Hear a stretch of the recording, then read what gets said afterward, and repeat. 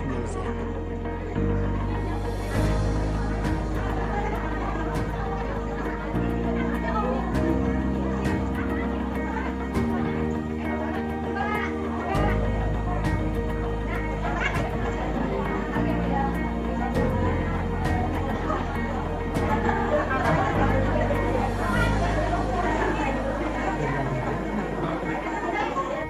Salam dan salawat kepada junjungan kita Nabi besar Muhammad Sallallahu Alaihi Wasallam beserta seluruh keluarga dan kerabatnya. Pertama-tama saya ucapkan terima kasih kepada ayah, bunda, mama, papa dari keluarga besar Kemoterapi Anak Rumah Sakit Hermina Bekasi, kemudian kepada dokter kesayangan kita, Dokter Endang, yang telah menyempatkan hari ini hadir di tengah-tengah kesibukan beliau, dan ini hari Minggu ya dokter, hari keluarga. Alhamdulillah beliau menyempatkan untuk kita semua di sini. Terima kasih dok. Kemudian di sini juga ada suster kesayangan kita, Suster Vita dan Suster Ervin. Salam kangen nih, lama gak ketemu ya Suster.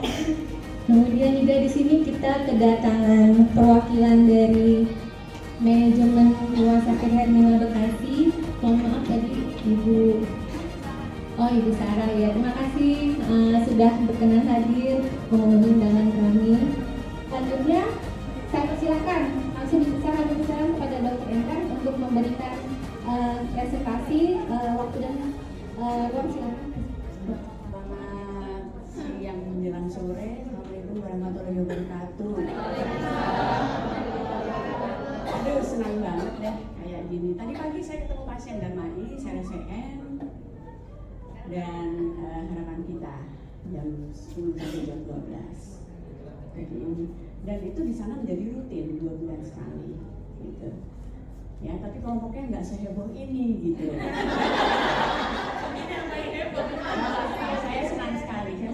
Ini memang dari sini, dari saya, karena ternyata pertanyaan-pertanyaan yang sederhana, yang rasanya kita udah nerangin, ternyata tetap jadi pertanyaan. Oke, saya mulai ya. Jadi, kenapa saya pilih leukemia? Maaf ya, karena leukemia ini paling banyak. Tidak saja di Hermina, sama polanya. Mau di Singapura kayak Malaysia sama, leukemia di anak itu terbanyak, dan terbanyak ALL. Ya. Ini coba pasti deh, begitu dokter Suster kita menghubungi hasil BMP-nya begini, itu kan banyak sekali pertanyaan. Kok anak saya bisa kena sih? Bisa sembuh nggak sih? Kenapa sih? Penyebabnya apa? Nanti di print, saya kasih nanti kirim email ke kita ya, di print saya dibaca. Terus obatnya ada nggak sih? Banyak sekali pertanyaan. Sehingga waktu ditanya udah jelas belum, masih diem aja kan, seperti nggak percaya. Anak yang tadinya sehat tiba-tiba sakit. Akhirnya sudah memilih anak kita dan keluarga kita untuk merawat titipannya. Ya, nah ini gambaran yang gampang nih ya. Nih pertumbuhan sel kanker tidak terkendali kalau ini contohnya sel kanker dengan sel jinak. Ini sel jinak ini begini aja nih. Jerawat itu kalau dalam bahasa kedokteran, tumor itu artinya benjolan. Tumor itu bisa jinak, bisa ganas. Jerawat itu kan benjol nih atau bisul, itu kita bilang tumor, tapi itu jinak. Kalau jinak dia ya tumbuh di sini aja. Coba kalau kita lihat yang ganas, 1 jadi 2, ya kan, dari di dalam tubuh kita itu sudah diciptakan. Ya. 1 jadi 2 nggak akan jadi 4 karena 1 mati lalu tumbuh lagi yang baru. Tapi coba kalau kanker 1 jadi 4, 4 jadi 16, lalu di dalam selnya kanker itu keluarlah pembuluh darah untuk apa? Untuk bisa menyebar kemana-mana. Kita bicara bukan soal kanker darah ya, apalagi kanker darah. Kanker darah berasal dari sum-sum tulang. Sum-sum tulang itu saya bilang itu pabrik. Gimana kalau pabriknya diisi sama pemberontak semua? Gitu. Ya, tapi alhamdulillah ada obatnya yaitu kemoterapi. Nah ini dia terbanyak. Kalau di dewasa kalau nggak salah nggak banyak tuh. Iya, itu hanya sendiri. Dan Dr. Sugiono bilang biasanya ALL buat kirim ke anak saya. Please jangan titip ini 1, saya bilang. Makasih dok. Dia bilang biasanya saya kirim, ya kan Fit ya, kirim ke RSUD. Dapat diobati dan diupayakan kesembuhannya kalau memang dalam stadium yang lebih dini. Ya, keberhasilan memberikan masa depan yang baik. Jadi kita kumpulkan seluruh Indonesia yang survivor penyintas banyak cukup banyak. Ya. Ya, tapi ini yang paling berat, memberikan dampak tersendiri pada keluarga, sehingga penting mengenali gejala yang gini. Anak tuh nggak bisa ngomong, ini anak manja nggak mau jalan, anak itu nggak bisa bohong, dia nggak mau jalan karena sakit. Kalau anak sehat lari-lari dia, seperti itu. Sehingga ibu-ibu bapak-bapak ini, saya ingat dulu yang motivator pertama adalah mamanya Marvel. Dia selalu kalau ada orang tua yang ragu dengan hemoterapi, saya minta namanya Marvel, tolong dong, karena dia dulu dari Bulurah. Pengobatan semua dokter tuh kita konsulin, ya Fit ya, nggak ketemu penyakitnya, sampai akhirnya di BMT ketemu, sehingga dia tahu bagaimana rasanya waktu belum ada kepastian. Apalagi udah pasti, nah itu pengalaman itu akhirnya kami gunakan untuk motivasi yang lain. Apa sih yang sering dihadapi? Sering datang terlambat. Yang mengganggu itu adalah alternatif, testimoni, pakai herbal ini, tapi yang meninggal tidak pernah dilaporkan. Yang meninggal, dokter kayak kiper. Satu gol udah deh. Enggak, katanya begitu. Ya. Dianggap kutukannya dibikin lari anak itu gitu. Atau yang tidak tahu, atau fasilitas kesehatan tidak mudah dijangkau. Tahun 2019 saya mulai merintis untuk hematologi onkologi anak. Itu percepatannya cepat sekali, mungkin karena lebih dari 100 kali ya, cepat sekali. Karena memang di daerah Bekasi itu tidak ada, sehingga semuanya kan lari ke RSCM seperti itu, dan cepat sekali. Ya, jadi fasilitas kesehatan ini juga harus ada apa?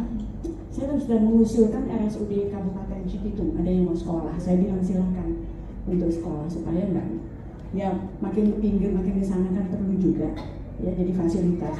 Nah ini dia, udah tahu, nyari pengobatan alternatif karena ada omongan sana, omongan sini, seperti itu, ya. Dan nanti kalau sudah gagal ya datangnya ke kita, gitu. Dan saya tidak pernah menyalahkan, ya, karena kalau menyalahkan makin down. Ayo kita upaya sama-sama sekarang, tidak usah mengingatkan dulu, ya kan? Pengobatan tidak dijalankan sepenuhnya. Ada satu pasien sudah tinggal 2 vincristine, sebentar lagi BMP selesai, anaknya dianggap sehat, berhenti. Sekarang ada gejala kayaknya kambuh, seperti itu. Jadi kalau dokter belum bilang stop pengobatan, kalau dokter belum bilang jangan kontrol, jangan. Kapan dikatakan sembuh? Kalau sudah 5 tahun kontrol dengan teratur dan bagus, tidak relapse, itu baru kita bilang sembuh, seperti itu. Ya. Nah, ini ya sumsum tulang nih. Setiap sumsum tulang itu ada pabriknya untuk menghasilkan sel darah merah, sel darah putih, dan trombosit. Ya kan? Ini juga di sini nih. Semua sumsum tulang kita, tapi kan kita nggak mungkin BMP di sini tipis entar patah, gitu loh. Kalau anak yang di bawah 2 tahun biasanya kita ambil di bawah lutut dari tulangnya. Ya, di sini paling nyaman. Kadang-kadang kalau anak gendut sekali kita ambil di sini, seperti itu. Ya, nah, bagaimana kita bisa bayangkan kankernya itu dari sini, dari pabriknya, berubah sifat, seperti itu. Ya, nah, kalau ditanya ini yang selalu jadi pertanyaan orang tua. Apa sih dok penyebabnya dok gitu. Sampai sekarang pun kita nggak tahu. Kalau keturunan itu di bawah 10%. Sisanya kalau saya amame payudara memang kental sekali dengan keturunan. Tetapi kalau di anak saya belum pernah nemu bapak ibunya leukemia, anaknya leukemia tidak ada. Dan 90% itu disebabkan karena faktor lingkungan. Ya, banyak sekali.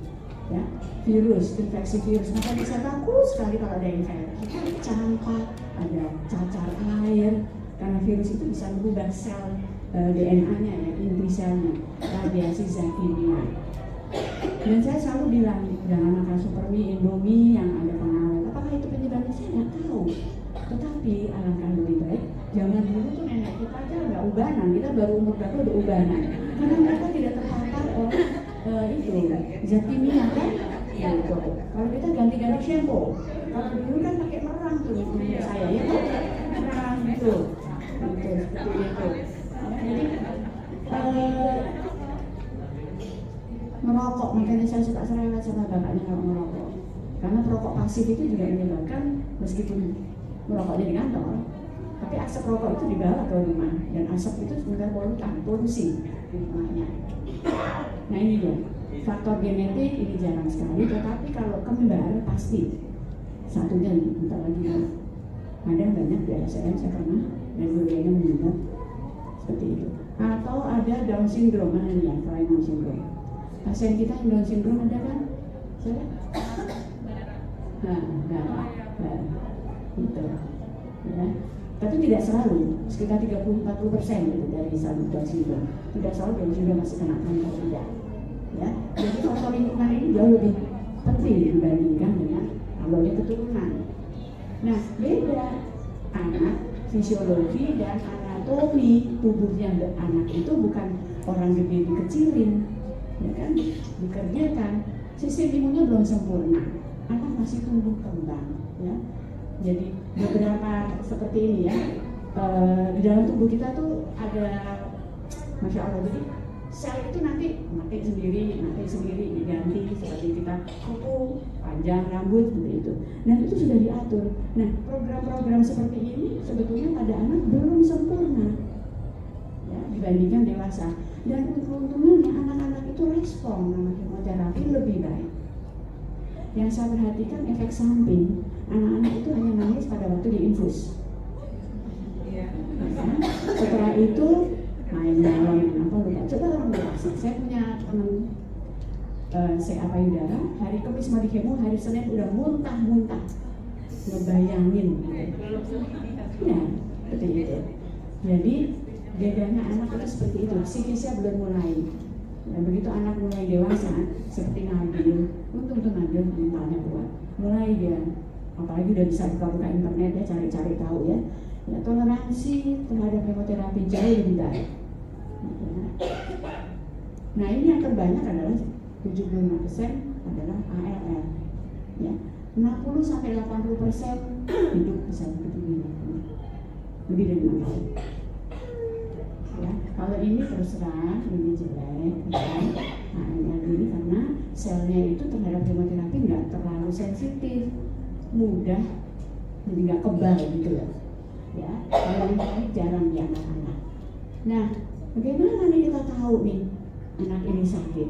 Mungkin ada pengalaman kan? Panas berkepanjangan, berat badan mulai turun, nggak mau makan. Panas sih nggak tinggi biasanya, antara 37-38, nggak sampai 40-an. Kalau 40-an biasanya si virus 38 ya. Tidak dapat mengeluh ya. Kadang-kadang orang tua dan tenaga medis penting juga harus mengetahui. Jadi ibu-ibu bapak-bapak sekalian ini di sini dengan pengalaman dari anaknya, kalau seandainya ada tetangga yang panas naik turun, biasanya orang tua tuh suka shopping dokter, ke dokter A nggak sembuh, pindah lagi ke dokter B, nanti dibikin tifus, nanti dibikin demam berdarah, seperti itu. Nah kebiasaan itu tidak baik. Kalau sudah tidak sembuh, kembalilah ke dokter kembali, sehingga dokter ini tahu, oh kalau ini bukan ini nih, coba cek darah, seperti itu ya. Nah, segera konsultasikan ke dokter. Ya, pasti pengalamannya hampir sama sifatnya. Panas, nggak mau makan, mulai biru-biru, tiba-tiba pucat, ya kan? Seperti itu. Nah, manifestasi klinisnya, ya karena leukemia, jadi dia bisa menyebar lewat darah kemana-mana. Saya bilang leukemia itu dari sel darah dari ujung kepala sampai ujung kaki. Kenapa tulangnya sakit? Karena nyebar ke tulang. Ya, tulang itu yang lapisan paling luar itu, ya, itu mengandung saraf banyak sekali. Ya, dan sumsum tulang tadi yang di tengah-tengah itu kan mendesak, sehingga kalau dia jalan sakit. Tapi nggak usah khawatir, nanti juga hilang kalau kita kasih minum, betul kan? Ya, dan bisa menyebar ekstramedular. Ekstramedular itu di luar dari darah, misalnya ke otak. Ya, jarang. Untung ya di Hermina nggak ada ya yang ke otak ya, untung ya. Kalau di area saya banyak banget tuh, nanti diradiasi dan lain sebagainya. Ya. Yang kedua adalah bisa juga ke kelenjar getah bening di rongga dada, atau kalau laki-laki ke biji kemaluannya. Nah itu kalau udah nyebar-nyebar ke daerah situ memang hemoterapinya kadang-kadang nggak bisa nembus ke sana, ke otak atau ke rongga dada seperti itu. Nah mudah-mudahan enggak ya. Saya merasa ya pasien-pasien di Hermina itu untuk leukemianya tuh nggak aneh-aneh gitu. Ya, artinya tidak menyebar ke, saya bilang sama dokter Adi, jangan ke CNS itu sistem masalah pusat, jarangnya yang ke testis, jarangnya yang ke mata, ada yang ke mata, seperti itu. Jarang ya, yang mudah-mudahan demikian terus ya. Nah ini demam tinggi, infeksi berulang, sampai orang tuanya kadang-kadang nih obatnya ini beli lagi di proyek situ beli sendiri, ya kan? Itu ada dari tulang, ya perdarahan kulit, mimisan, gitu. Nah kalau ada perdarahan kulit dan panik itu orang tua biasanya dibawa ke dokter, ya biru-biru, nafsu makan menurun dan berat badan turun, ya benjolan di leher, cepat lelah, perutnya membesar karena hati limpahnya membesar. Seperti itu, karena itu menyebar sudah ke sana. Tapi dengan hemoterapi hilang kan? Nah ini biru-biru kayak gini. Ditusuk sedikit biru perdarahannya, karena apa? Trombositnya turun. Gitu. Ya. Nah, saya selalu bilang, leukopen itu ada istilah untuk leukosit dan enggak. Leukosit itu kayak tentara, saya bilang. Makanya sering dicek kalau leukositnya kurang dari berapa? Ayo, Mama Marvel. Lupa deh. Kita hitung apa? ANC. Nah, ini udah pintar nih. ANC kurang dari 1000, kemo stop dulu. Nggak berani kita kasih karena akan makin turun. Seperti itu. Ya, kalau trombosit gampang, transfusi trombosit. Anemi gampang, transfusi PFC. Tapi untuk leukosit nggak bisa. Ada obat untuk leukogen ya, untuk disuntik. Tapi leukogen itu kesumsum tulang, karena yang keluar malah sel blast. Jadi kita nggak pernah kasih, takut. Efeknya seperti itu. Nah, hati ya, ke kulit. Kita beberapa pasien saya kasih lihat sama susah kita mengerti ke kulit nih. Jadi kayak benjolan-benjolan tapi lain. Saya bilang kalau udah ke kulit ini kayaknya udah nyebarnya udah luas. Itu jarang, hanya ada 2 atau 1 pasien ya. Udah meninggal. Kalau udah ke kulit saya udah khawatir. Seperti itu. Tapi saya nggak berani bicara sama orang tuanya bahwa ini jelek loh, enggak. Saya bilang kita obatin aja langsung. Seperti itu. Ya. Ke ginjal, ke paru-paru juga bisa. Nah, ini dia. Pemeriksaan darah dan ini di BMP itu jalannya kayak gini. Udah pernah lihat jalan belum? Tidak kan? Gede. Ya gede lah kalau jarum itu nggak nyebrang nanti. Jadi pemeriksaan darah. Kenapa mesti berulang? Karena kita monitor efek dari kemoterapinya bagaimana. Kita takut kalau sel blastnya ada lagi, ya kan?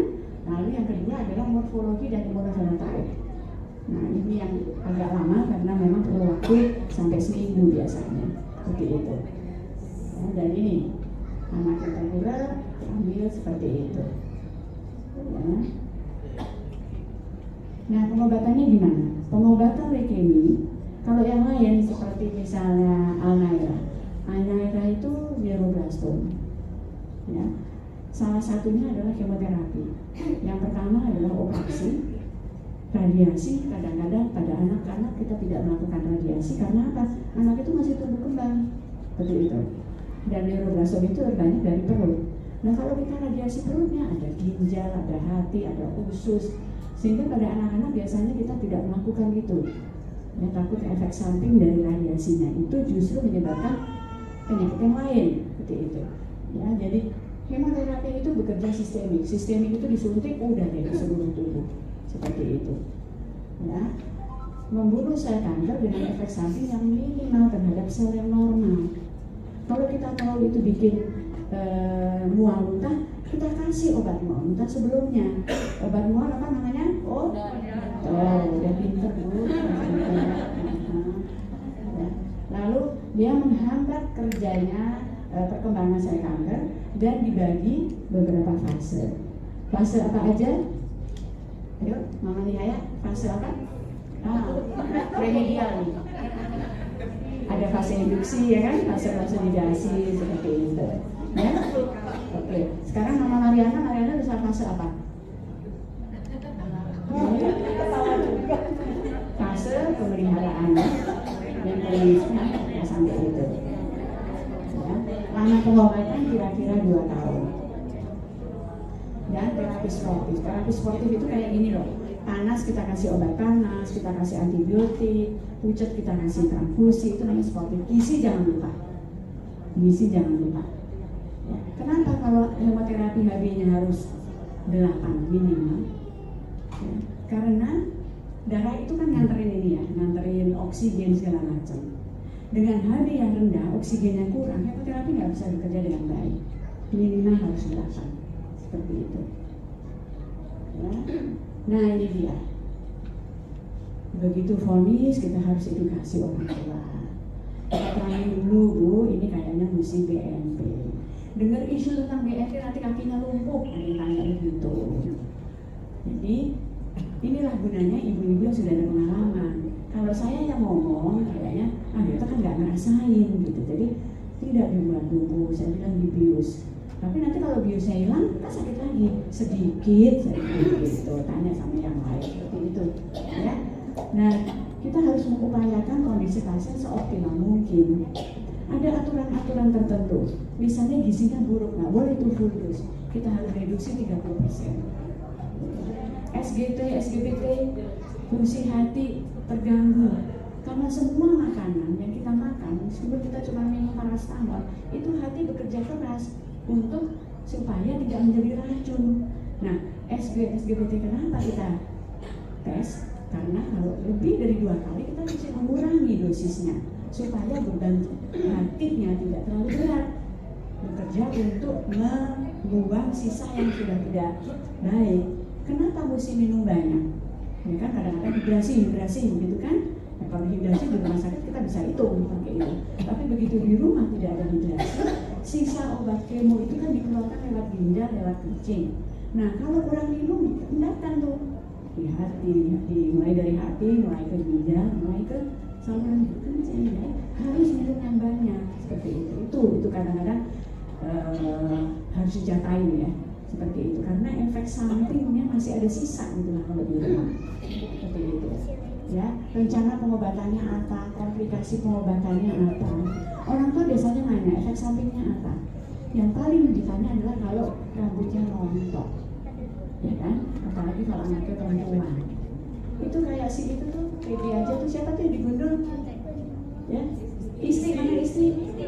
Nah, kan nggak apa-apa. Kayak si anaknya aja, terus sekolah juga kepala gundul aja nggak apa-apa. Seperti itu. Ya toh nanti tumbuh lagi lebih bagus, kadang-kadang bentuknya juga lebih beda. Ya, prognosisnya kita katakan kalau kita harus menyampaikan berita baik dan berita buruk. Misalnya, ya, ini kayaknya kok ada sel belas lagi nih, kita mesti cek lagi. Mudah-mudahan saya salah, saya bilang seperti itu. Kita nggak boleh menceritakan sesuatu membohongi gitu lah. Faktanya apa kita harus sampaikan. Ya, begitu. Dan kalau memang sudah tidak bisa diapakan, biasanya terminal, ya, ada beberapa pasien yang kita titipkan di ICU karena ICU itu monitornya jauh lebih bagus dan tentunya kalau memang dibutuhkan untuk bantu alat nafas bisa diberikan. Kadang-kadang orang tua tetap mau maksimal, ya kan? Pokoknya saya mau maksimal. Sebetulnya kita sudah bisa meramalkan di ICU itu hanya memperpanjang hidup, sel leukemia masih ada. Tetapi orang tua supaya dia juga puas bahwa ini maksimal, tentunya kita pilih. Meskipun itu tidak bisa menyembuhkan penyakit primernya seperti itu. Ya. Nah, komunikasi ini sangat penting. Di satu sisi ada pasien sama keluarganya, tentunya dia ada pengertiannya yang jangan-jangan beda sama kita, dan tentunya punya harapan. Tim medis juga gitu. Ya, tim medis itu melakukan assessment kayak begini, dan kita juga punya harapan kayaknya bisa nih seperti itu. Nah ini komunikasi ini tentu dipengaruhi oleh kultur, ya, kultur Kalau orang Jawa gimana, kalau orang Batak gimana ya Mama Mariana ya, kalau orang Sunda gimana, kan begitu. Ada lagi pelayanan, jadi pelayanan yang dilakukan oleh kerjasama antara dokter, medis dengan keluarga itu sangat penting. Kita nggak ada artinya kalau nggak ada kerjasama sama keluarga. Ya kan? Itu sebabnya selalu saya kasih protokolnya supaya keluarganya tahu ikutin. Gitu. Ya awal-awal pusing, lama-lama akhirnya tahu seperti itu. Ya lalu kolaborasi ini dia. Dokter, perawat, ada lagi bagian farmasi, bagian gizi, yang klinik servis menbersihin, itu semua satu tim di rumah sakit yang ingin membantu anak ibu bapak sekalian seperti itu. Dokter nggak bisa sendiri tanpa keluarga, tanpa ada yang kumpulan ibu-ibu ini saling menguatkan seperti itu. Ya.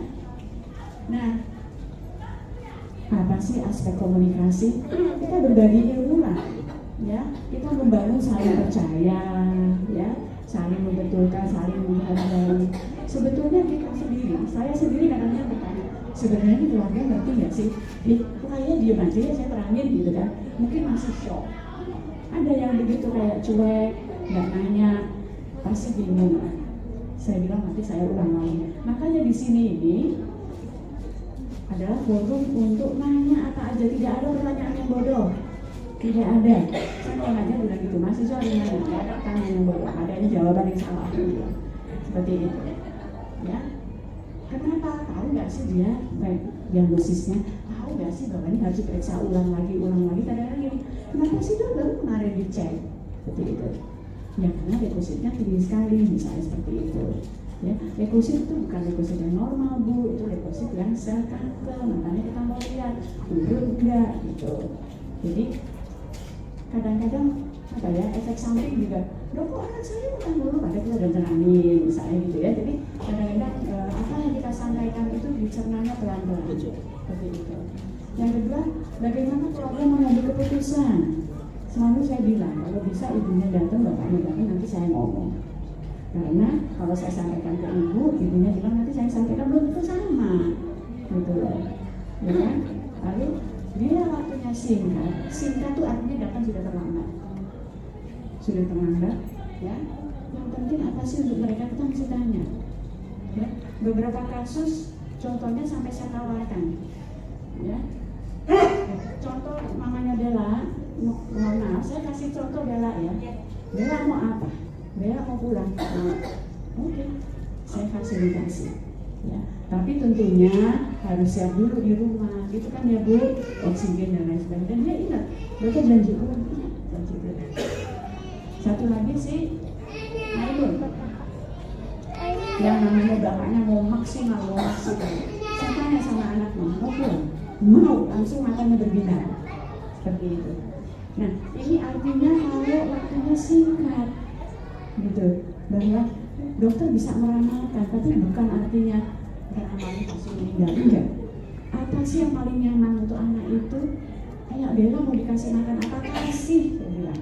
Karena mungkin nyaman dengan makan es krim misalnya ya, dia makan apa dia ingin seperti itu. Tapi kalau masih sehat itu makan seblak boleh nggak? Enggak, saya bilang. Ya kalau si anaknya kan makan seblak boleh nggak? Enggak, saya bilang. Karena dia masih dalam pengobatan dan masih bagus gitu loh, ya. Jadi ini, nah bagaimana sih cara penyampaian informasi yang mereka inginkan? Kadang-kadang saya juga bingung ya, karena sebagai kayaknya udah rutin aja ngomong seperti itu. Besoknya saya datang lagi, yuk kita ngomong yuk. Nah, jadi ibu udah ngerti belum? Diulang lagi bu, coba seperti itu. Nah, ternyata kayaknya masih kurang apa yang saya sampaikan, ya. Nah, ini adalah kelompok dari leukemia, ALL, risiko tinggi dan risiko biasa. Kenapa dibedakan? Ya, kalau risiko tinggi ini, leukosit yang lebih dari 50.000 dia sering menyebar kemana-mana. Ya, dan angka kekambuhannya lebih tinggi dibandingkan dengan yang ini. Gitu. Yang saya lihat di satu lagi aspek usia ya, usia kurang dari 1 tahun dan lebih dari 10 tahun. Sebetulnya adil.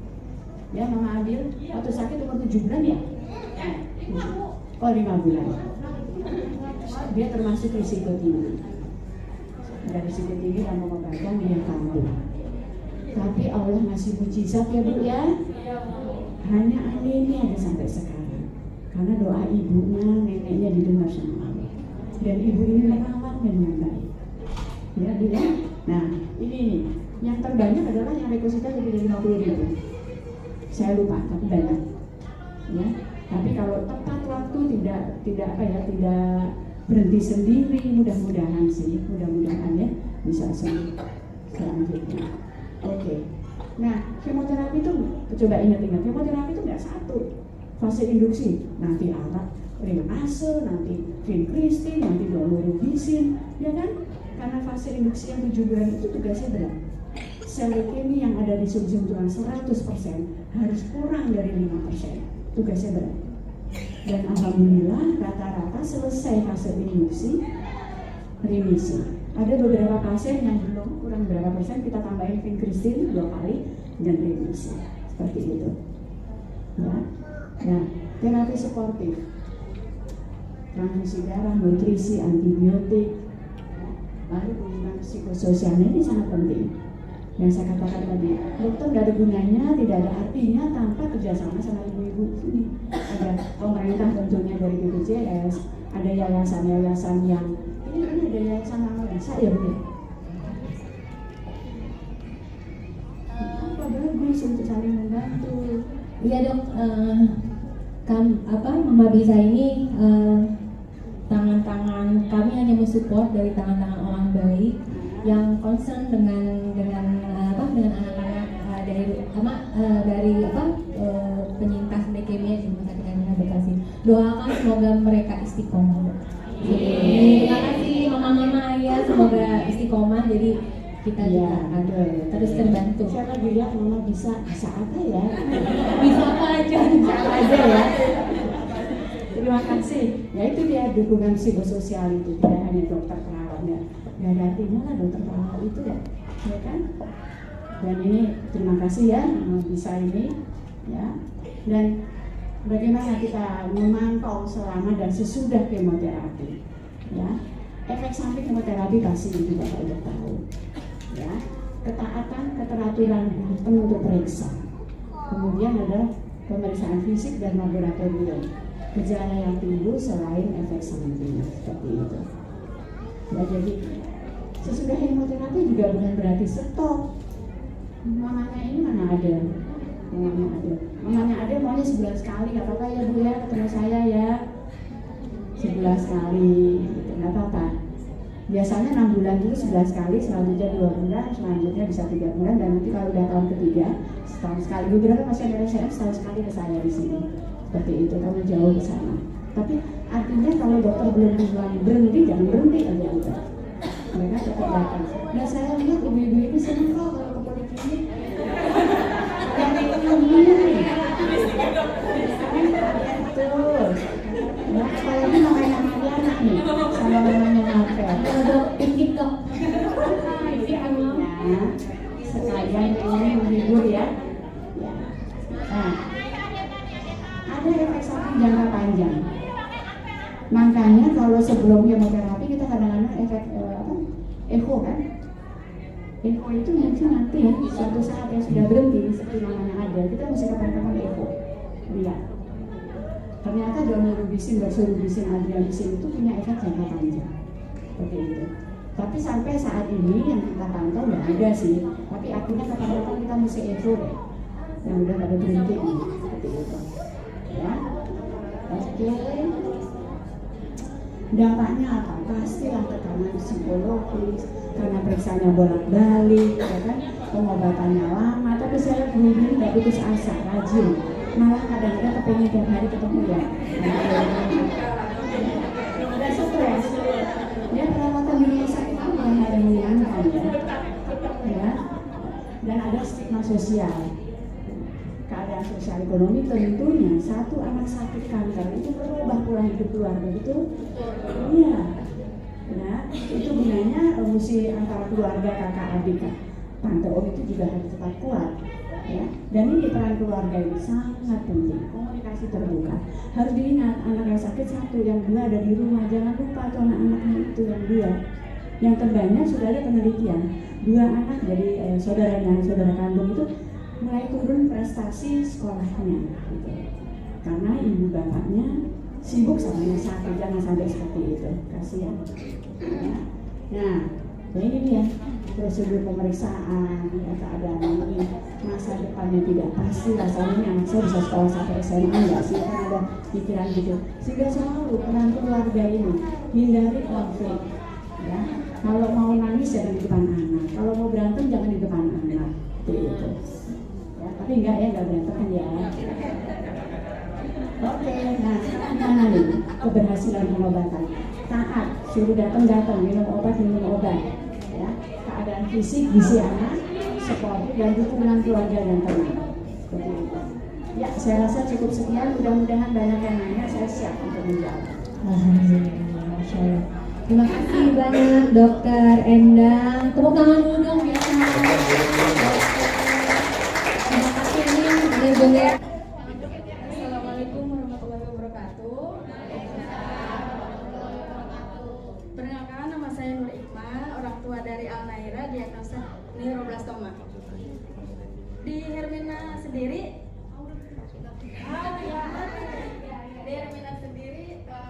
kebanyakan memang ALR dan Naira termasuk diagnosa yang langka. Dari Saya bukan diagnosis yang langka, dia saya banyak. mungkin di sini yang ya. dari perjalanan kemo kan Naira sudah divonis itu stadium 4 ya dok. Tapi dengan berjalannya kemo selama 8 kali itu kan mulai membaik. Terus observasi selama 6 bulan ada perubahan. Tapi kenapa dari hasil membaik tiba-tiba drop gitu dok? Dan apa masih ada harapan untuk yang stadium 4? Terima kasih. Ibu dan Bu, ya, anaknya juga hebat, tetap gembira, ya. Jadi betul, kalau dibandingkan stadium 1, 2, 3, 4 itu, kalau nggak salah dari BMP-nya pun sudah menyebar ke BMP, ya kan? Dan sebetulnya untuk tumor-tumor seperti neuroblastoma, pengobatan utama bukan hemo, harusnya operasi. Tetapi nggak mungkin dioperasi karena dokter bedah tidak akan mau sebelum kita kasih hemo sampai BMP-nya bersih, lalu di CT scan ternyata ada kesulitan untuk mengangkat, ya. Sehingga dari sisa yang ada di dalam tubuhnya itu tentunya mudah untuk menyebar kabur lagi. Jadi apakah ada harapan? Harapan harus ada selalu. Seperti itu. Saya lihat ibu, bapak sama si anaknya sendiri semangat seperti itu.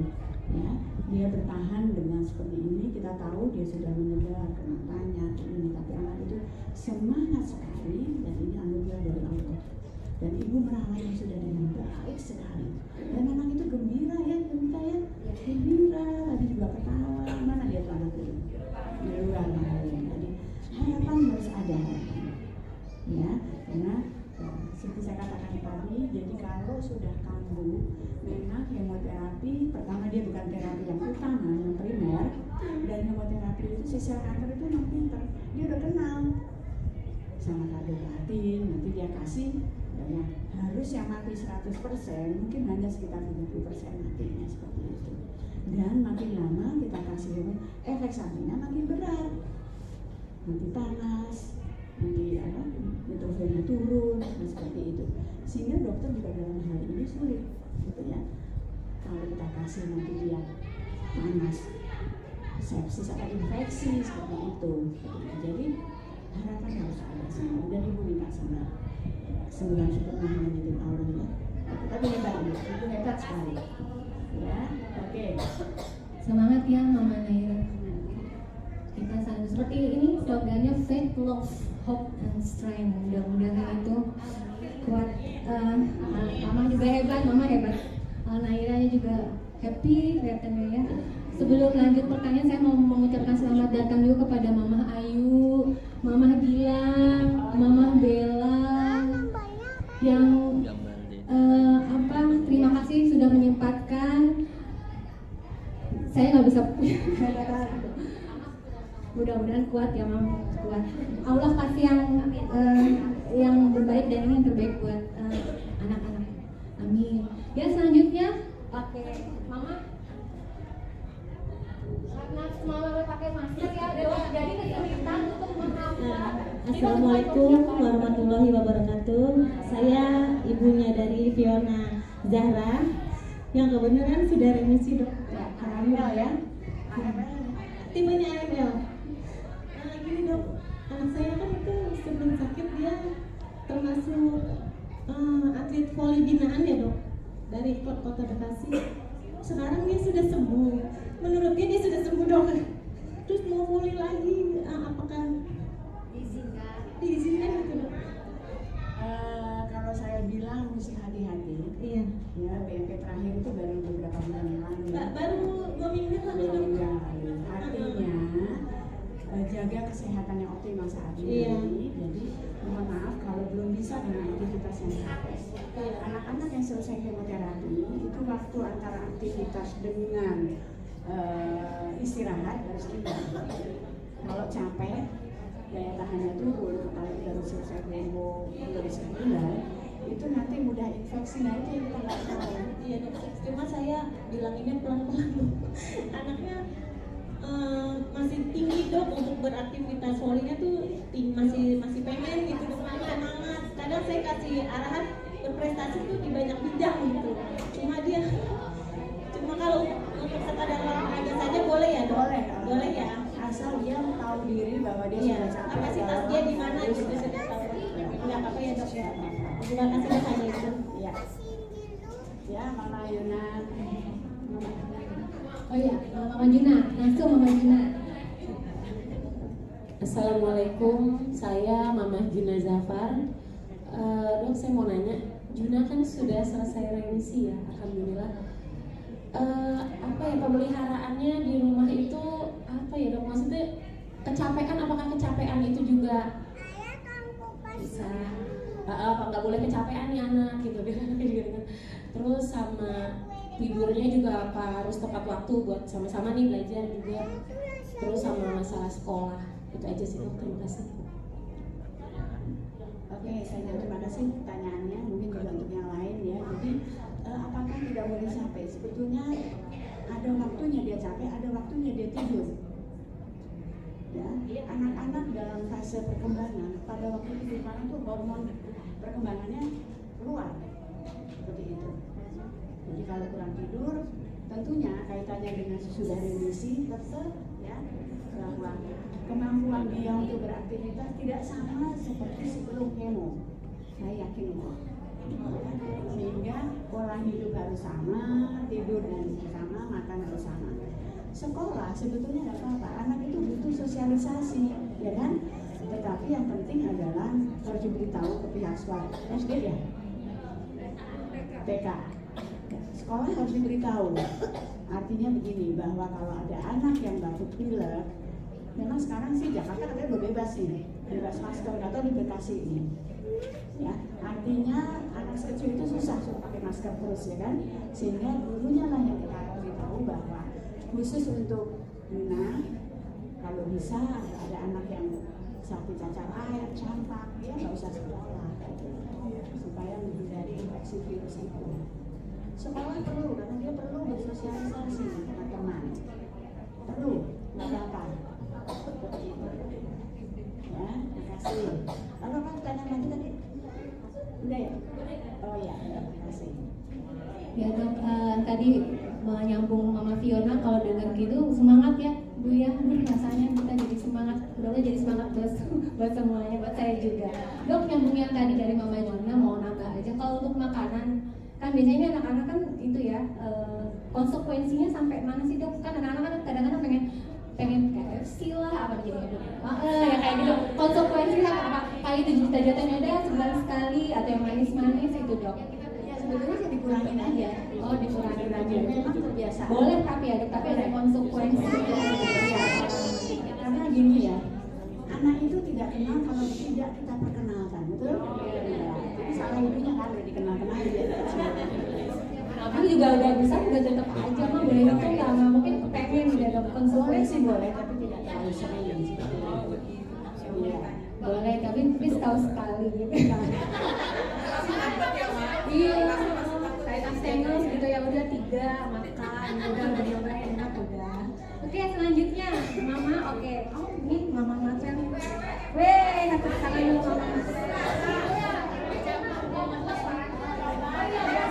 Udah kenceng dia mah, udah kenceng, udah menyampai ketiga dia. Ya ya ma silakan. Dok, saya mau tanya, alhamdulillah mata kondisi sama berjalan sebulan berapa kali, alhamdulillah tidak ada kendala sampai SGPT kemarin saya minta sama dokter, alhamdulillah mama masih itu. Sampai itu SGPT-nya 1000. Iya. Yang udah tahu tuh 1000, luar biasa itu bener. Nah saya mau nanya dok, untuk pemeriksaan tadi eko itu kira-kira dari 5 tahun selesai kemo itu di tahun berapa? Mungkin 6 bulan setelah berhenti nanti. Ini 4 kali, jadi 2 bulan lagi kita eko deh. Nanti setahun sekali. Eko itu seperti pemeriksaan apa sih dok? Kayak lab atau apa sih? Kayak ini, kayak USG. Kan dulu udah.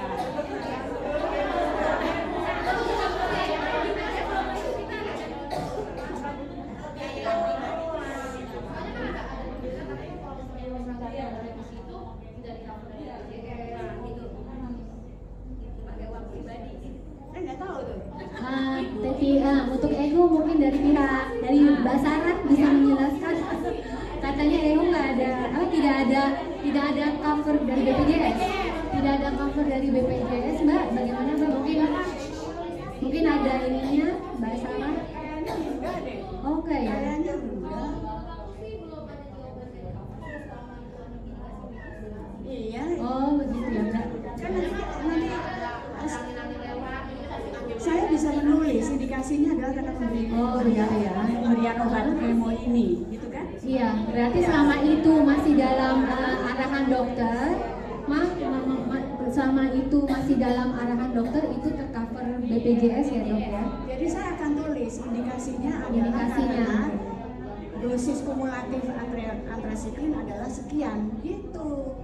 Itu kan katanya setelah remisi itu 64 ada imunisasi katanya. Vaksin itu di cover nggak? Katanya sih yang mana ya? Adanya enggak. Vaksin apa? Vaksin apa? Kalau untuk Marvel sudah nggak ada lagi vaksinnya. Kalau yang itu, ya, kalau 6 bulan sudah berhenti, ada vaksin yang ada yang tinggal jadi kayak hepatitis itu tinggal disuntik nggak apa-apa. Tetapi kayak polio itu ada yang disuntik, ada yang diminum. Yang diminum itu virusnya hidup, hati-hati. Itu nggak boleh. Kalau 6 bulan sudah berhenti kemoterapi baru boleh. Polio yang disuntik itu virus yang dilemahkan, tapi yang diminum itu virus hidup, gitu. Seperti itu. Yang penting adalah 6 bulan selama kemoterapi tidak diperkenankan. Gitu. Tetapi setelah berhenti minimal 6 bulan boleh. Maaf dok, yang menyambung dengan vaksin maksudnya kalau untuk seusia Marvel itu sudah tidak perlu lagi. Kamil juga berarti sudah tidak. Kecuali kalau mau mengejar hanya hepatitis ya. Oh hepatitis. Hepatitis itu nggak masalah. Yang lain-lain sudah tidak perlu dok. Jelas ya Mama Marvel. Selanjutnya ada lagi apa berkaitan makanan atau apa? Oh ya oke Mama Abil. Mama Abil berdiri. Mama Abil tadi begini. Bapak langsung berdiri aja Mam. Udah langsung berdiri aja Mam.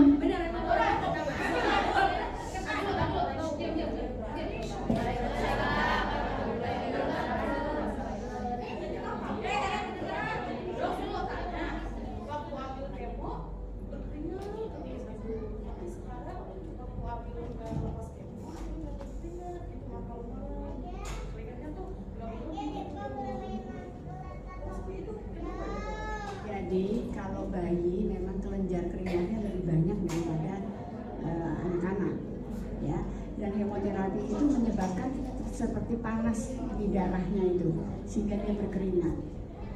Ya, kalau anak yang lebih besar tidak seperti itu. Dia kalau bayi biasanya begitu, banyak keringat. Kayak si Daniel yang tumor ginjal itu juga gitu, di rumah tuh nanti kalau habis kemo keringatan terus gitu. Karena memang keringatnya lebih banyak. Yang kedua tuh kemoterapinya mengalir, hanya fingris ya, itu terasa panas sehingga keringat. Nggak apa-apa, nggak apa-apa. Ya. Baik. Yang lain? Dok, mau izin dok, saya mau ada yang lain? Ada yang lain? Oh, oke. Mama B-boy dok, langsung aja begini mama. Mama siapa? Mama B-boy. Mama Rako, oh langsung aja tuh kan? Oke, Mama B-boy. Mama B-boy mana sih? Efek kemo itu ke emosi. Nah, soalnya 3 bulan sekarang ini dia emosinya berbeda stabil, kadang udah mengumpul segala macam. Emosi pada anak tergantung pola asuh pertama. Yang kedua, memang ada penelitian yang mengatakan dexamethasone, prednisone itu menyebabkan emosi. Nanti kalau udah berhenti biasanya hilang. Tetapi tidak itu aja, pola asuh dari orang tua. Orang tua yang punya anak sakit itu pasti minta apa juga dibeliin awalnya, seperti itu. Nanti mau beliin mobil-mobilan, sehingga anak itu tahu kalau saya emosi nanti saya dikabulkan. Jadi itu tidak sekedar karena kemo ya, enggak, tapi pola asuh. Bahkan nanti kalau adiknya yang sakit ini kakaknya ini, maka kakaknya dimarahin, kamu jangan gitu sama adik, kan adik lagi sakit. Nah, jadi dia sudah tahu, dia merasa bahwa dia diistimewakan seperti itu. Jadi, tapi memang hal itu nggak bisa dihindari ya, punya anak sakit seperti itu ya. Karena jadi kedua orang tua ini jadi overprotective, jadi nggak boleh ini, makanya nggak boleh ini, nggak boleh ganggu. Sebetulnya pola asuh sebetulnya seperti itu. Ya. Sekarang saya mau nanya, balik aja saya nanya. Coba sekarang anaknya yang udah agak besar, ya Mama Fiona deh. Gini, bagaimana ibu menerangkan pertama kali ke anak ibu? Kan Fiona udah gede kan. Kalau yang masih 2, 3, 4 tahun, 5 tahun sih mungkin nggak ini ya. Gimana ibu menerangkan kenapa sih dia mesti diperiksa darah, kenapa sih mesti di BMP seperti itu, dan kemoterapi. Dia pertama kali gimana ibu menerangkan ke anak itu? Karena saya lihat anak itu nerima dan pertama kali ibu nerangannya gimana? Pertama kali saya nggak terlalu ingat ya dok awal itu, karena dokter yang menerangkan semua pada saat itu, kamu harus ini, dan penerangan dokter Adrian itu sampai di hati dia dok, sampai karena dokter Adrian bilang semua datangnya dari Allah dan hanya Allah nantilah yang akan mengangkatnya. Saya hanya perantara, kenapa ada campur tangan mama saya tidak bisa apa-apa. Saya dokter si Fiona, jadi alhamdulillah dia semangat dongnya tinggi. Dokter tahu dia masih 7 hari kan? Iya, benar. Semangat tinggi ini untuk semuanya dia tinggi dong. Karena dokter Adian tuh penyampaiannya sampai. Jadi saya tergantung sama dokter Adian kalau untuk menjelaskan.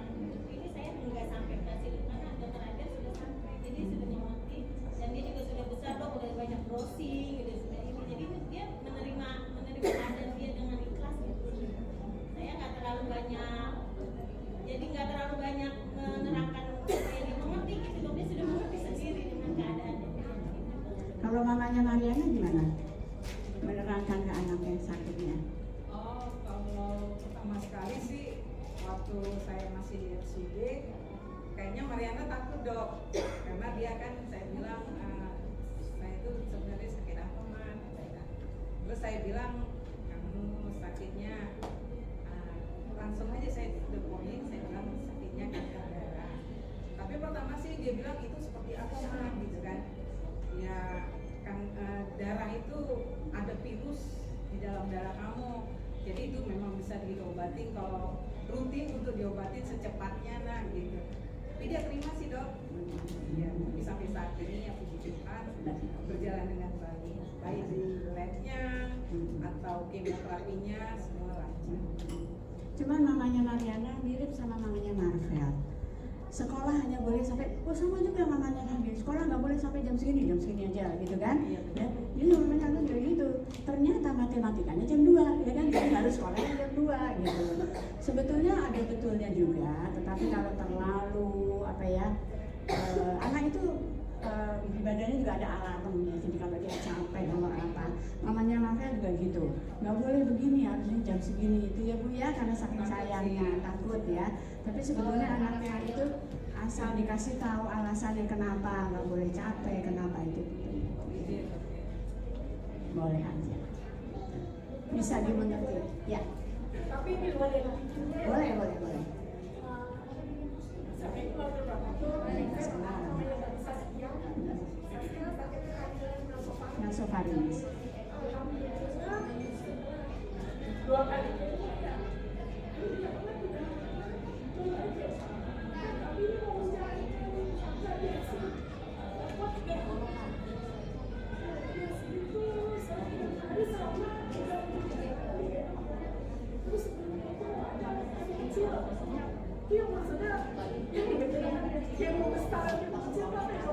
Sudah mulai kan radiasi? Jadi namanya chemosensitizer. Jadi cisplatin dikasih hari Senin dalam waktu 12 jam harus disilang. Dengan pemberian cisplatin 1 kali dalam 5 hari itu meningkatkan efek radiasi dibandingkan kalau kita hanya kasih cisplatin aja atau kita hanya radiasi. Makanya dibilang chemosensitizer dan keberhasilannya tinggi. Seperti itu.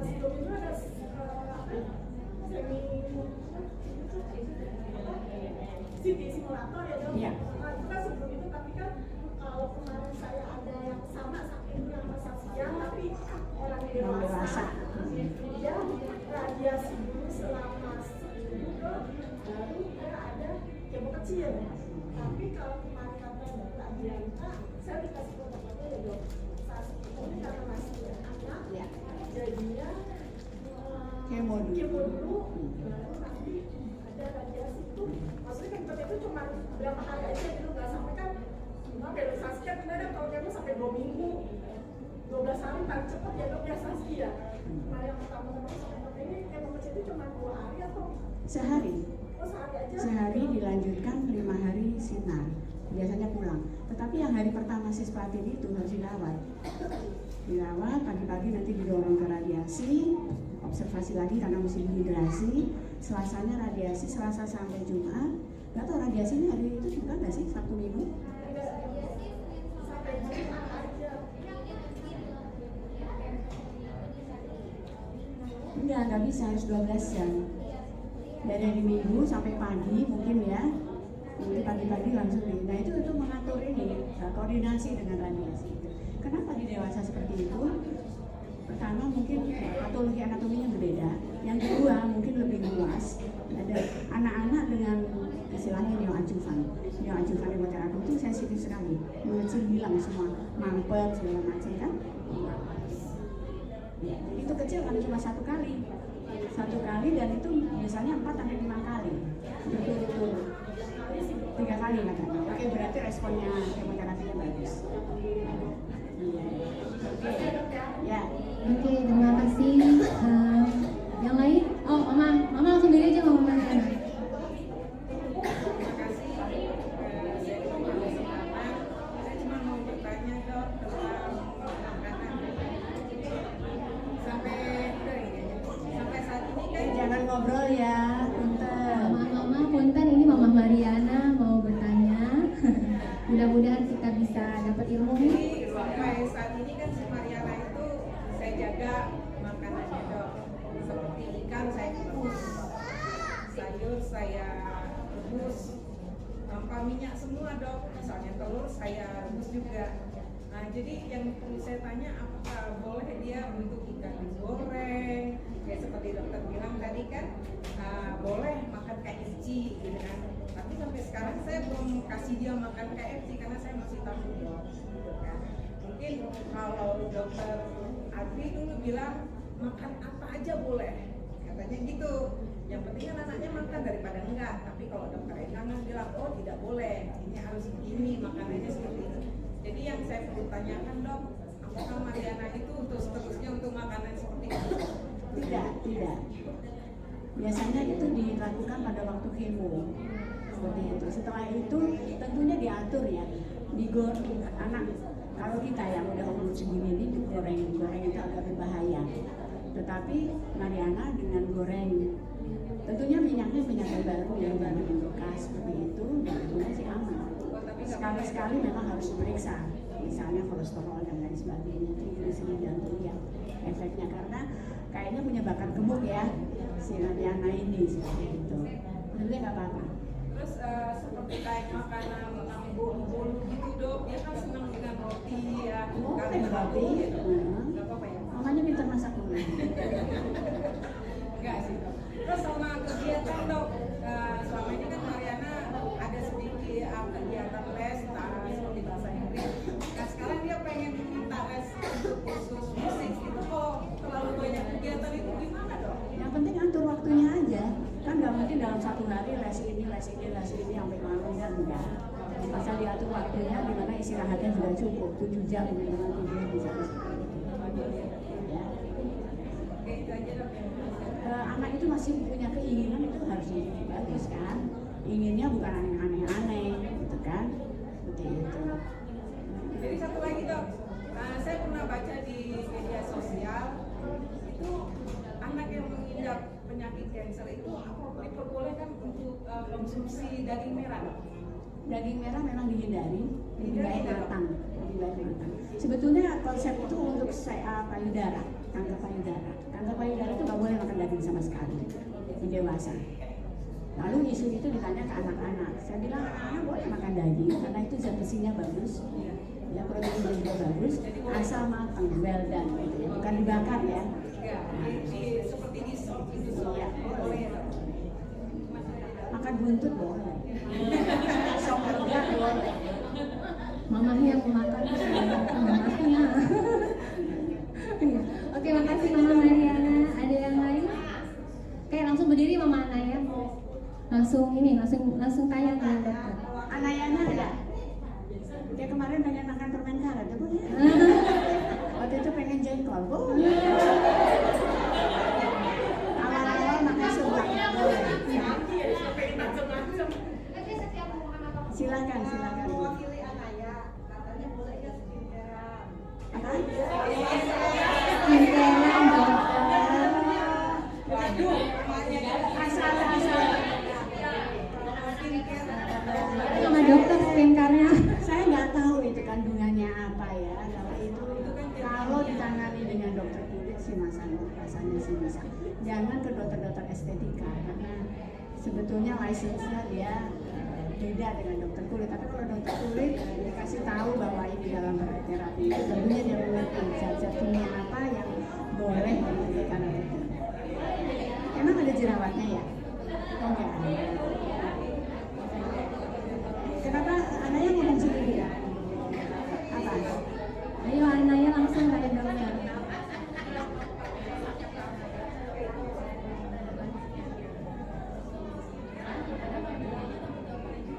Ya tanya dia kalau yang ditangani oleh dokter tentu dokter tahu zat kimia mana yang boleh dan tidak. Orang udah sakit gitu kan?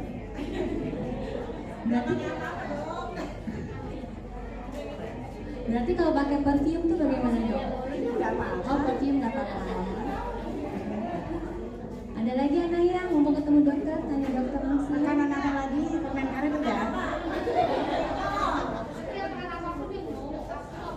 Iya, dia setiap kali ketemu saya terakhir dia nanya, dok satu dok permen karet boleh nggak? Itu jengkol boleh nggak? Mie ayam kan? Asal mie ayam bukan dari mie Indomie yang ada tepungnya itu kan? Nggak apa-apa. Makanya mamanya mesti kursus chef.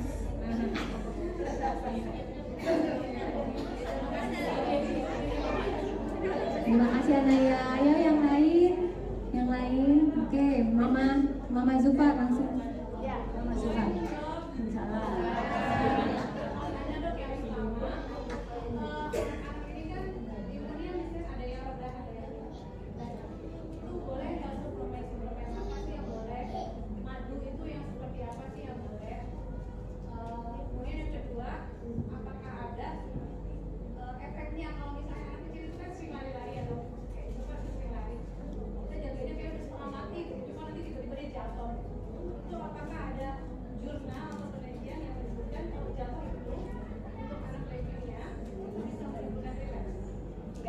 Tidak ada, kalau itu tidak ada yang membuktikan. Trauma jatuh itu lalu relapse enggak ada perintah seperti itu. Ya, yang pertama tadi apa tuh? Oh, suplemen selama tidak mengandung delta nggak apa-apa. Kalau madu bisa aja. Sekarang madu tuh ditambah-tambahin apa gitu ya? Kayaknya ya nggak boleh. Kalau madu yang murni, monggo silakan.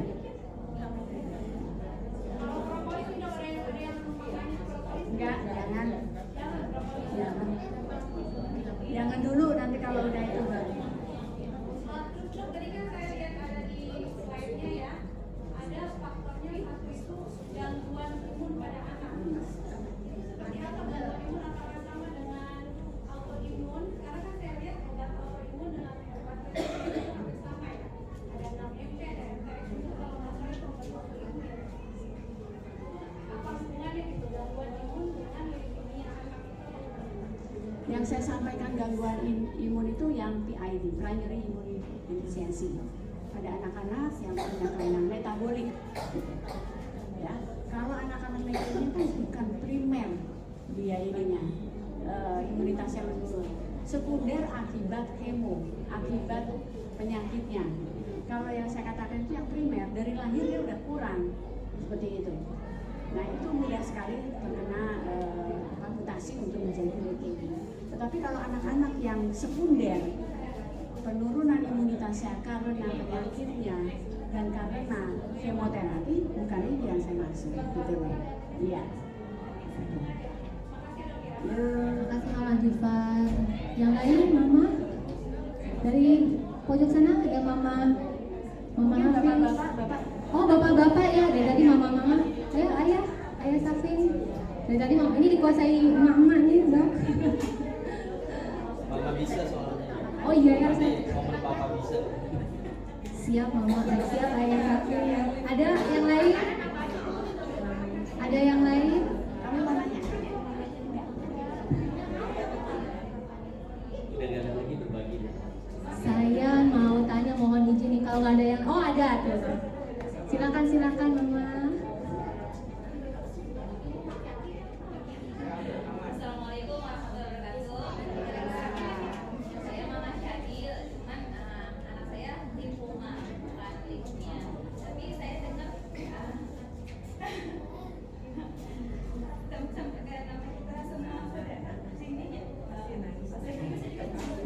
Pertanyaannya leukemia itu kayak gimana? Karena saya simpati lah dengan anak-anak. Ada cerita teman saya di luar Hermina. Jadi dari kecil udah leukemia, udah pengobatan dan dengan sehat, SD itu sehat. Tapi waktu SMP mau SMA dia mau lagi dan tiba-tiba drop dan nggak tahan. Bagaimana itu Dok ya? Kamu dengan penyakit yang sama. Iya, leukemia kayak kakak ayah. Jadi sempat beberapa tahun sembuh. Iya sembuh dan tak ada lagi dia. Dan saya tidak Sudah lebih dari 5 tahun. lebih dari kecil dia dari SD sudah sembuh dan dia mau masuk SMA dia drop ya. Terus ada waktunya gitu. Ya, teorinya sih harusnya kalau udah 5 tahun bebas kemoterapi dan dalam keadaan baik, harusnya tidak. Jadi yang saya katakan tadi, faktor lingkungan itu sangat berperan. Ya kan? Entah itu polusi, entah itu zat kimia atau apa. Kalau saya lihat nih di pinggir jalan, itu kan ada tuh apa sih mobil dicek, dilas, apa itu petugasnya pakai masker, pakai sarung tangan, itu zat kimia dihirup. Gitu. Begitu pula di toko-toko mebel yang dikasih apa sih itu refurnish atau apa itu kan juga zat kimia. Ke bawah angin misalnya seperti itu. Jadi pandemi ini mengajarkan kita untuk memakai masker dan itu betul. Meskipun Jakarta dikatakan sudah bebas masker, tapi kalau kita jalan keluar, polusi itu mungkin itu yang bisa menenangkan menurut saya. Seperti itu. Mudah-mudahan itu menjawab ya. Tapi saya sendiri nggak tahu kenapa. Itu mungkin karena faktor lingkungan seperti itu.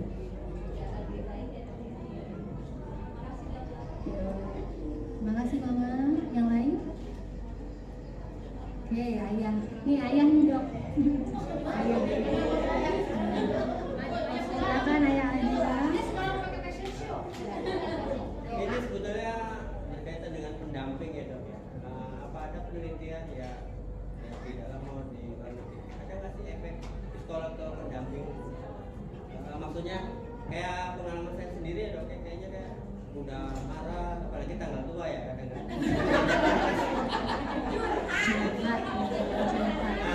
Kayaknya menurut saya sih lebih cenderung ke psikologi.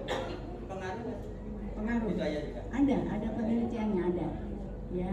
Jadi penelitiannya sebetulnya dari psikiater yang melihat pendamping dan yang tadi saya katakan punya satu anak dari misalnya anaknya 5 gitu ya, satu anak sakit kanker berubah pola hidup semuanya. Terjadi konflik dulu awalnya antara ibu dan bapak menyalahkan, saya nggak ada turunan, kamu tuh ada turunan, begitu kan, selalu mencari sebab akibat. Setelahnya kan, ini karena ini dulu karena ini, sebetulnya tidak perlu diperdebatkan bahwa yang mulai saat ini yuk kita sama-sama. Stresnya besar sekali, ya. Stres yang terbesar pada waktu awal. Yang kedua, begitu kayaknya bagus dan kemudian terjadi perburukan, timbul stres lagi. Seperti itu. Ada penelitian yang memang itu berat untuk pendamping karena merubah pola hidup semuanya. Apalagi penelitian itu waktu itu di RSCM ya, pada masa pandemi, bapaknya kena PHK, itu berat sekali. Ke rumah sakit takut, ada ketularan, seperti itu. Ya, jadi pendamping ini suatu yang faktor yang menurut saya sangat penting. Nah, itu gunanya berbagi dengan teman-teman seperjuangan itu seperti itu, saling menguatkan seperti itu.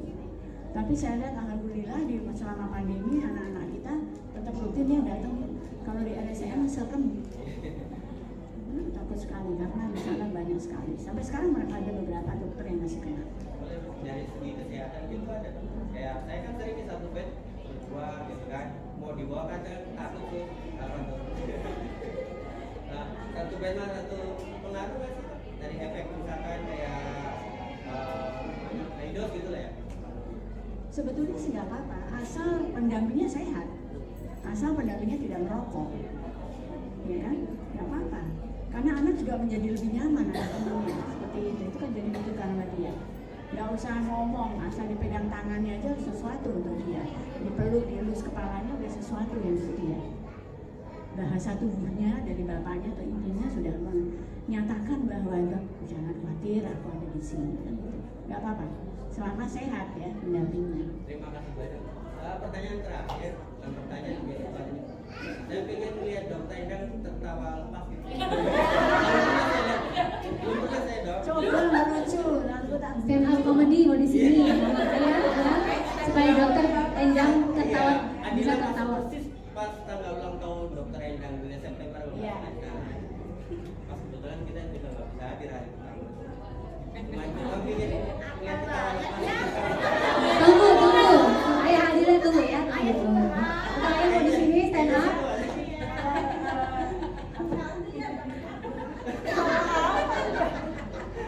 apa bedanya jengkol sama sepatu?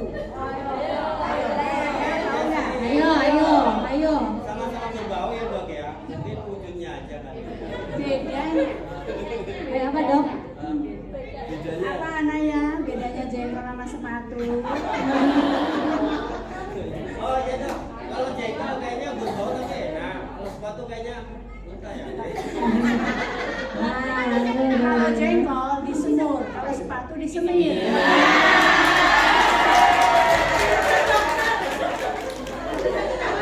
Satu nol. Ditunggu. Maka pantun balasannya ya.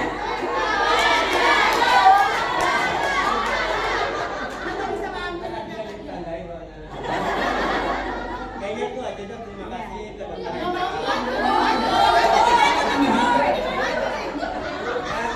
Terima kasih Ayah Adila.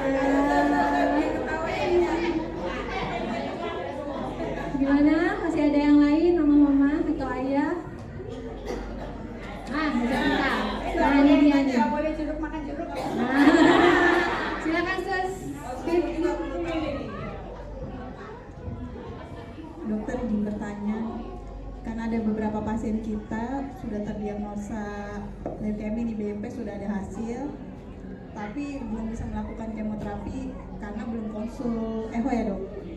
Ada beberapa pasien yang dikatakan telat lah, tahu-tahu sudah meninggal. Kayak waktu itu ada pasien saya batu tuh dok, kan kita alot banget mau ngasih vincristine atau enggak gitu dok. Kapan sih baiknya kita kasih obat kemoterapi sementara belum echo, tapi kondisi pasien tuh sudah semakin memburuk gitu dok. Ya, kadang-kadang sulit untuk memutuskan. Sebetulnya echo kita bisa mundurin kalau standar case. Itu kan hanya 2 kali donor vincristine. Kita bisa mundurin sehingga kita bisa beri vincristine dulu. Nah, pada situasi pasien udah jelek, selalu saya berpikir kalau kita kasih kemo dia pergi, gara-gara dikasih kemo, mudah sekali dia akan menuduh pasien kondisinya udah gak bagus, panas, naik turun, nanti leukositnya makin turun. Dokter Adi bilang kasih kemo aja, saya enggak, saya bilang. Dan pasiennya ternyata meninggal. Kalau saya kasih kemo meninggal, isunya adalah setelah dikasih vincristine. Itu yang saya tidak mau. Kalau kita tahu kondisinya gak bagus, kemo pun tidak akan banyak membantu. Gitu. Seperti itu. Jadi dokter Adi kan bilang kasih aja vincristine, saya takut kayak Rodri. Untung saya nggak kasih.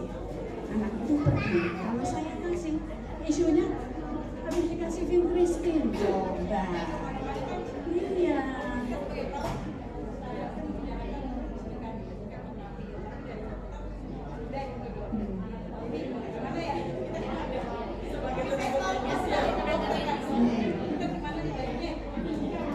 Ya, kadang-kadang saya juga berdiskusi dengan dokter Adi. Saya bilang gini, kamu tuh nggak lihat pasiennya. Saya bilang, yang anaknya nggak bagus. Kalau saya kasih kemo pergi, dia meninggal habis dikasih vincristine. Nggak enak kan kedengarannya gitu loh. Seperti itu. Iya, betul. Oke. Makasih Vita. Makasih ya Suster Vita, concern nih sama pasien-pasien. Ya, Mama berdiri langsung. Silakan langsung tanya.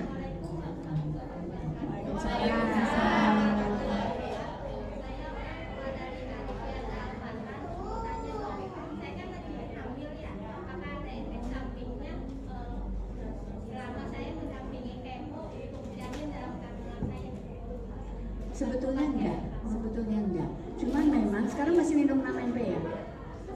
Nah, kalau pegang tablet 6 MP karena hamil, itu pakai sarung tangan aja.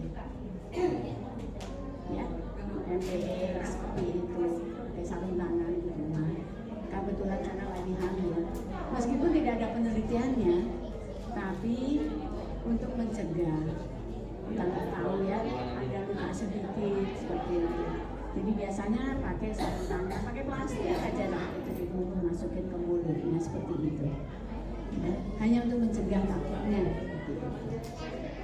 Yang penting ibu nggak boleh stres. Kalau stres mules nanti.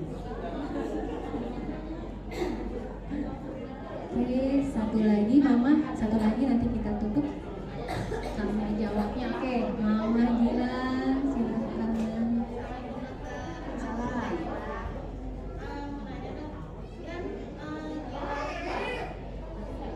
Lebih sering apa sih kejang? Itu faktor apa ya dok? Apa karena emang dia terlalu fleksibel dengan badannya sampai dia tuh nggak kuat di kemo atau gimana? Soalnya kan pas dari fase induksi itu kan pas BMP dia kejang. Terus pas sampai terakhir itu dia masih kejang. Apa yang karena dari dirinya itu atau memang bilang itu ada kelainan sarafnya? Sejak awal di ICU, ya kan? Baru pertama kali datang di ICU kejang, lalu kita konsul ke dokter dinasiti. Ya, kelihatannya bukan karena leukemianya, kelihatannya memang ada sesuatu memang di kepalanya karena syarafnya. Jadi waktu kemudian kejang lagi, dokter dinasiti juga bilang, ya itu bukan karena leukemianya, bukan. Seperti itu karena ya kan waktu di ICU saya ingat pertama kali ya sudah kejang seperti itu. Jadi bukan karena leukemia. Terus kalau misalnya saya hamil lagi bakalan bisa adanya lagi bakalan sebelah kalian sama lagi kok nggak dok? Itu dia, saya belum pernah ketemu tuh. Belum pernah ketemu. Kakaknya leukemia, anaknya adiknya leukemia, belum pernah ketemu.